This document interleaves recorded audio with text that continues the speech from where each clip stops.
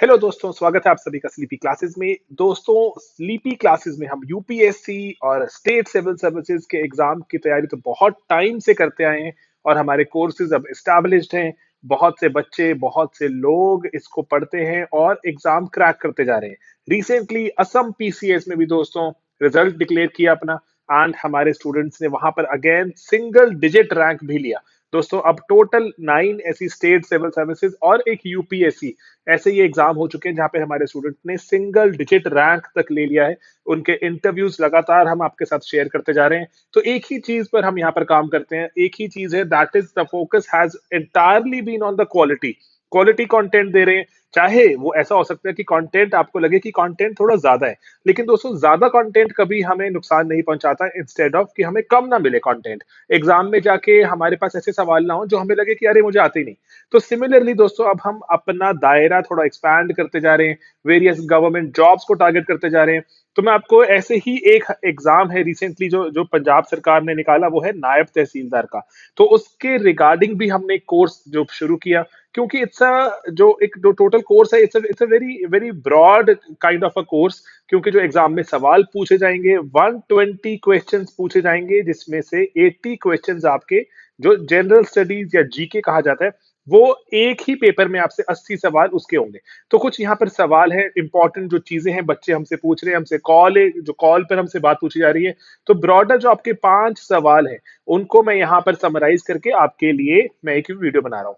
पहला, कि जो स्टूडेंट हैं, बहुत से बच्चे ऐसे जो दिल्ली में रहते हैं, लेकिन लेकिन वो पंजाब के एग्जाम्स के बारे में थोड़े अवेयर रहते हैं। तो वो पूछ रहे हैं कि प्रोफिशिएंसी इन पंजाबी कितनी रिक्वायर्ड है, कि आपको पंजाबी कितनी बढ़िया लेवल पे आनी चाहिए। दोस्तों, पंजाबी की यहाँ पर रिक्वायरमेंट नहीं है।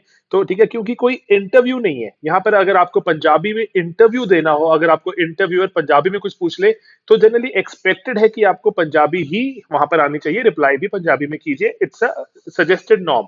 ठीक है। तो एंड एग्जाम में भी पंजाबी नहीं पूछी जाएगी। तो ना तो इंटरव्यू में ना ही एग्जाम में, दोनों में ही पंजाबी नहीं पूछी जाएगी। तो आपकी प्रोफिशिएंसी यहाँ पर रिक्वायर्ड नहीं है। तो लेकिन एट द सेम टाइम, तो ये इसकी रिक्वायरमेंट क्या है दोस्तों? पंजाबी की रिक्वायरमेंट सिर्फ एक लेवल पर है, कि आपको 10वीं के लेवल पर, मेट्रिकुलेशन के लेवल पर आपके पास पंजाबी का एक सर्टिफिकेट होना चाहिए कि मैंने 10th तक पंजाबी की हुई है। ठीक है दोस्तों। तो ये एक इंपॉर्टेंट चीज है, प्रोफिशिएंसी इन पंजाबी। तो इसके बारे में ध्यान रखिए कि प्रोफिशिएंसी नहीं रिक्वायर्ड, लेकिन पंजाबी का सर्टिफिकेट रिक्वायर्ड है। सिर्फ दो ही रिक्वायरमेंट्स है पंजाब सरकार की इस एग्जाम में अपेयर होना है अपने।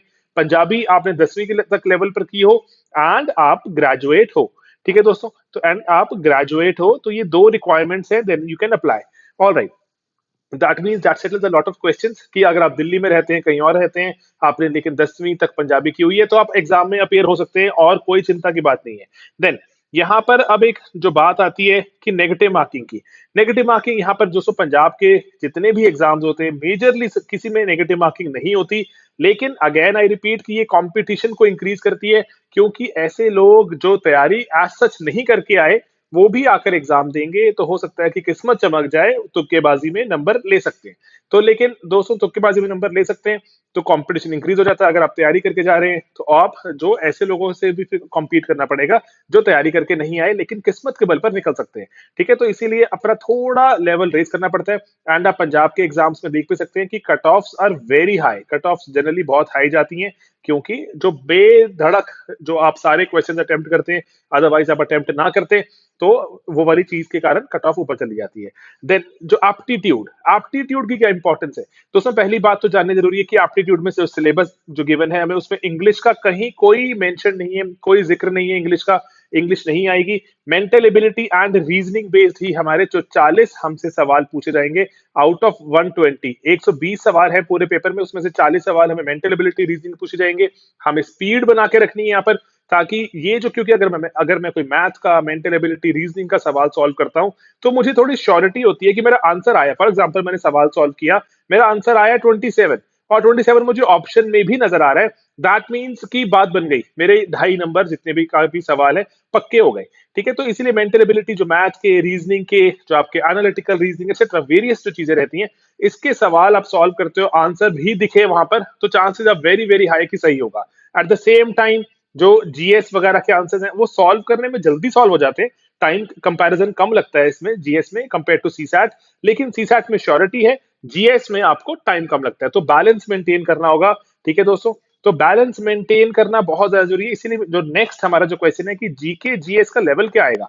दोस्तों पैरेलल देखो, ये एग्जाम जो है नायब तहसीलदार का एज सच बहुत पहले हुआ था, तो अभी हम कहें कि क्या वो सेम लेवल मेंटेन रहेगा नहीं रहेगा, तो इट्स एनीबॉडीज गेस। लेकिन जो आसपास इसके जो पेपर हो रहे हैं, कल भी मैंने एक डाला था वीडियो, उसमें बात की थी कि जो जीके जीएस में लिखा हुआ है कि नेशनल इंटरनेशनल इंपॉर्टेंस की जीके और जो आपकी जनरल नॉलेज जनरल स्टडीज पूछी जाएगी। एंड तो यहाँ पर जो सिंस ये पीपीएससी कंडक्ट कर रहा है एग्जाम, जो लेवल होता है जनरली पीपीएससी यूपीएससी लेवल का, वो थोड़ा लेवल फिर आपको जो थोड़ा थॉरो लेवल रहता है आपको अच्छे से करना पड़ेगा। एक एक चीज जो मैंने आपको बताया था कि हेड मास्टर्स की भर्ती के लिए जो टीचर्स जो अपने स्कूलों के हेड मास्टर होते हैं उनकी भर्ती के लिए एग्जाम था, वो हमने देखा लेवल अच्छा पूछा गया है। अगर आप बिल्कुल ही ऐसे चले जाएंगे कि नहीं मैं कुछ नहीं, ऑल राइट मुझे थोड़ी थोड़ी अपनी एनसीईआरटीज याद है, थोड़ा बहुत मुझे अखबार पढ़ता हूं, तो एग्जाम क्रैक करना मुश्किल हो जाएगा।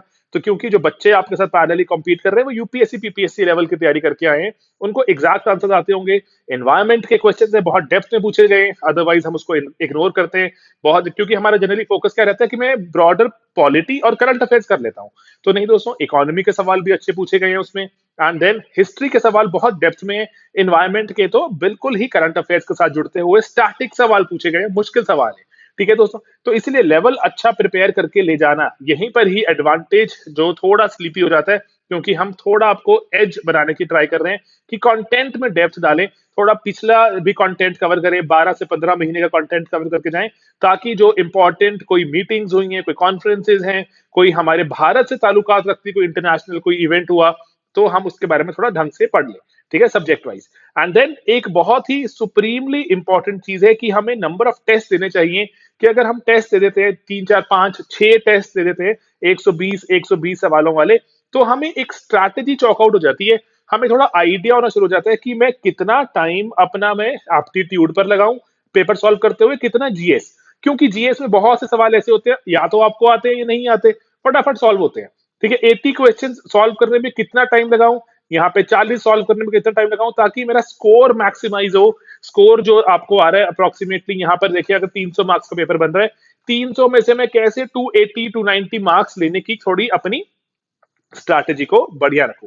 ठीक है, तो ये पेपर आपको रिपीटेडली, आप जो नए नए तरह के पेपर देते जाते हो, फुल लेंथ पेपर दीजिए, इसमें फुल लेंथ पेपर ही आपको समझाएंगे थोड़ा सा कि पेपर में आपको स्ट्रैटेजी क्या बनानी है, क्योंकि एक ही पेपर है यहाँ पर, एक ही पेपर में 120 सवाल है, जिसमें से 40 एप्टीट्यूड के हैं, 80 हमारे जो जीएस जीके से जुड़े हुए हैं। तो हमें स्ट्रैटेजी बनानी होगी, पेपर रिपीट करके खुद ही अपने आप एक स्ट्रैटेजी उभर के आती है कि नहीं मुझे तो एप्टी में बहुत टाइम लगता है, तो मैं जीएस को मैक्सिमाइज करूंगा। कोई कह रहा है नहीं मुझे मेरे जीएस की एक्यूरेसी लो होती है, तो मैं एप्टीट्यूड पे थोड़ा सा हाथ दे चाहता हूं, तो accordingly you have to find your own strategy by attempting a lot of papers. ठीक है जी। देन एक पे प्रिजर्वेशन का भी यहाँ पर बात पूछी जाती है कि अगर मैं ऑलरेडी पंजाब सरकार के जॉब में हूँ एंड उसके बाद मैं अगर अपियर होता हूँ यहाँ पर, और मेरी सैलरी अभी ज्यादा है compare to what is being offered, जो अभी ऑफर की जा रही है नायब तहसीलदार के लिए, मेरी सैलरी अभी लेट्स से 60,000 है, 65,000 है, और यहाँ पर लेट्स से अगर 35,000 ऑफर की जा रही है, तो क्या होगा मेरे साथ? तो ऐसा होगा कि आपकी जो ऑलरेडी जो आप अगर सैलरी ड्रॉ कर रहे हो पंजाब सरकार की ट्रेजरी से, मतलब कि अगर आप पंजाब सरकार की किसी कॉर्पोरेशन वगैरह में हो तब तो बात नहीं बनती, लेकिन अगर पंजाब सरकार की किसी आप सरकारी महकमे में काम करते हो और काम करते हो, अब यहाँ पर आप नायब तहसीलदार बन जाते हो, तो आपकी पे प्रिजर्व हो जाती है। जो आप एग्जिस्टिंग सैलरी ले रहे होते हो, हायर सैलरी होती है अगर वो, तो आपको दोनों में से जो भी हायर होगी, चाहे आप नायब तहसीलदार की या फिर जो ऑलरेडी जिस जॉब में है पंजाब सरकार की, वो जो आपकी सैलरी हायर होगी आपकी वो प्रिजर्व हो जाती है, आपको हायर सैलरी मिलती है। ठीक है, तो ये बातें थोड़ी ध्यान देने वाली हैं। एंड ये कुछ इंपॉर्टेंट कुछ चीजें थी, प्रोफिशिएंसी इन पंजाबी नहीं रिक्वायर्ड, पेपर की रिक्वायरमेंट ही नहीं है। पंजाब में रहना रिक्वायर्ड है, नो ऐसी कोई रिक्वायरमेंट नहीं है। नेगेटिव मार्किंग का इंपैक्ट, कंपटीशन बढ़ता ही बढ़ता है। सीसैट के बारे में अगर देखें तो सीसैट में इंग्लिश नहीं है, मेंटल एबिलिटी रीजनिंग है। एंड देन जीके जीएस के बारे में, हमें यूपीएससी पीपीएससी लेवल के लोगों से कॉम्पीट करना है, तो उस लेवल की तैयारी भी चाहिए, ताकि जो वो सही कर रहे हैं मुझे भी सही करना है। एंड पे प्रिजर्वेशन यस होती है यहाँ पर। ठीक है दोस्तों, तो ये कुछ सवाल थे आपके। हमारा कोर्स भी हमने बहुत सुप्रीमली कॉस्ट इफेक्टिव कोर्सेज लेकर आ रहे हैं फॉर वेरियस गवर्नमेंट जॉब्स, एक सेपरेट चैनल भी बना दिया उसके लिए, उसको भी अभी वहां पर और कंटेंट डालेंगे। बहुत सारी जॉब्स आ रही है क्योंकि गवर्नमेंट बहुत एक्टिव हो जाएगी कोरोना के बाद। अगर देखा जाए तो बहुत सारे जॉब लॉसेस हुए, तो गवर्नमेंट ऐसे मौके पर आकर जॉब्स ऑफर करती हैं बहुत सारी। ठीक है, तैयारी बनाए रखिए और अग्रेसिव रहिए थोड़ा सा। कोई अगर एक्स्ट्रा कंटेंट मिल रहा है तो उसको बिल्कुल भी ऐसे शर्माइए मत, पढ़िए जितना पढ़ सकते हैं, क्योंकि पढ़ने से ही हमारा रैंक निकलेगा। पढ़ने से ये जॉब्स मिलेंगी। ठीक है दोस्तों, चलिए मिलेंगे अपने अगले वीडियोस में बहुत ही जल्द। Bye bye, take care.